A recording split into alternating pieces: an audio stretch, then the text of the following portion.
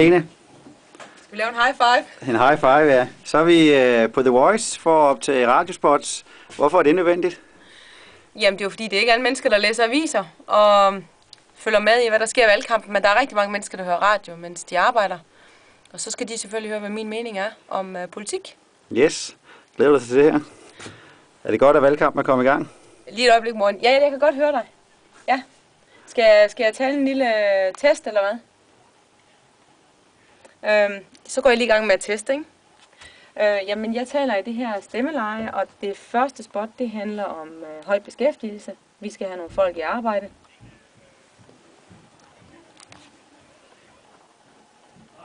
Hvad mener du?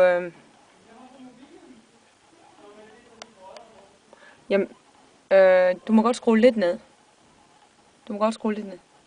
Ja.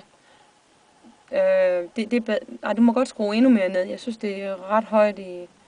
Jeg plejer overhovedet ikke at have brug for mikrofon. Ja.